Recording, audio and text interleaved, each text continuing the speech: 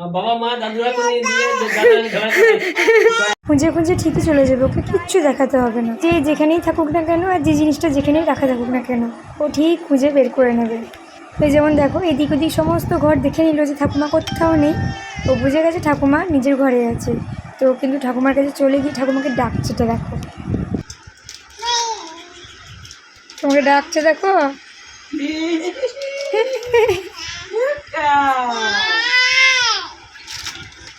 এই যে কথা বলছে না, আমি ডাকি।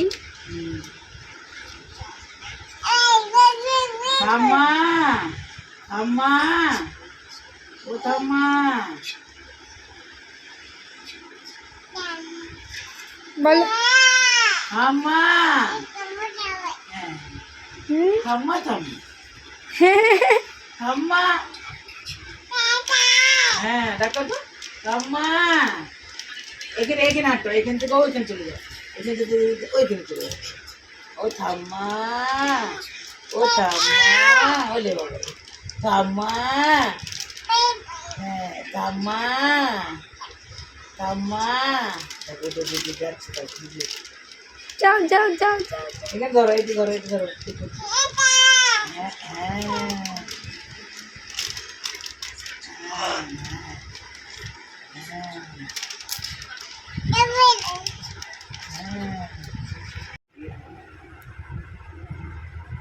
যাও যাও যাও।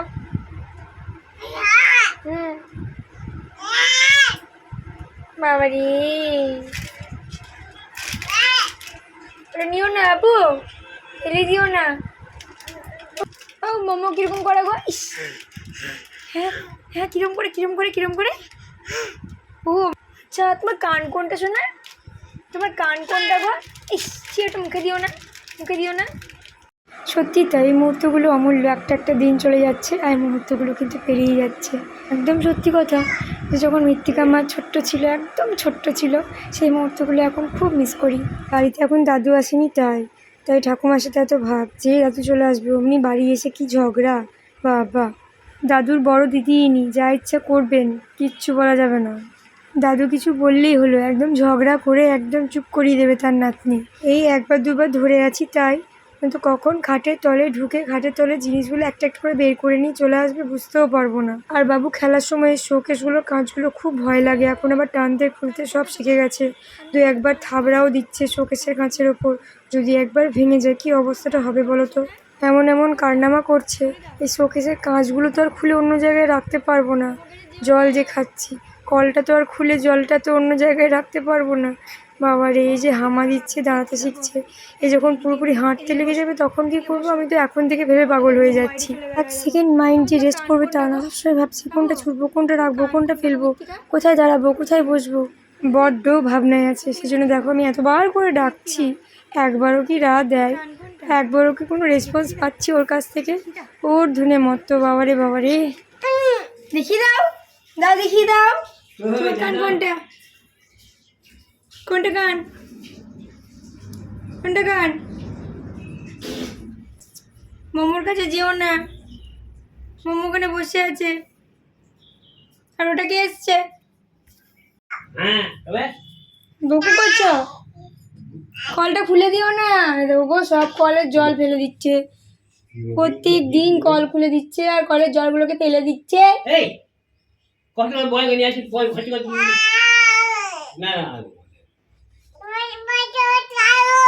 আয় ঝগড়া করছে তোমার সঙ্গে। দেখো বাগে লোক হ্যাঁ বাবা মা দাদুরা করে দিয়ে দাদা ঝগড়া করে হ্যাঁ তুই ঝগড়া করছিস আমার সঙ্গে চল গাড়ি হয়ে পড়েছে হ্যাঁ হ্যাঁ হ্যাঁ হ্যাঁ হ্যাঁ হ্যাঁ হ্যাঁ বলা যাবে না কেউ এরকম, একদম বলবে না। বেশ, ভুল হয়ে গেছে, সরি। হ্যাঁ সরি, বেশ পাপ পাপ পাপ, বেশ বেশ বেশ, হ্যাঁ হ্যাঁ সরি সরি সরি, আর বলবে না। বেশ। বাবারে বাবারে, ও ও মোমো কিরম করে গো? অমনি করে? বেশ। তাই তাই করতে গেলে একটু অনেক ছেড়ে দেবে। বাবু তোমার কান কোনটা গো? কান কান তোমার কান কোনটা? এ বাবু মিতিকা, ও মিতিকা তোমার কান কোনটা গো? তোমার কান কোনটা? যদি মুড ভালো থাকে, ওর যদি মন মর্জি হয় তাহলে ও অ্যান্সার দেবে জিজ্ঞেস করলে। আর যদি যদি মুড ভালো না থাকে, মন মর্জি না থাকে, তাহলে কোনো মতে তো বলবে না, উল্টে আবার বকা দেবে এরকম করে মেজাজ করে। বাবা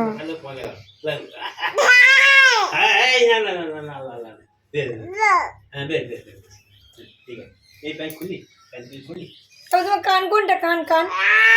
অনেকক্ষণ পর দাদু এসছে বাড়িতে। মেয়ে কি আর থাকে এরকম করে?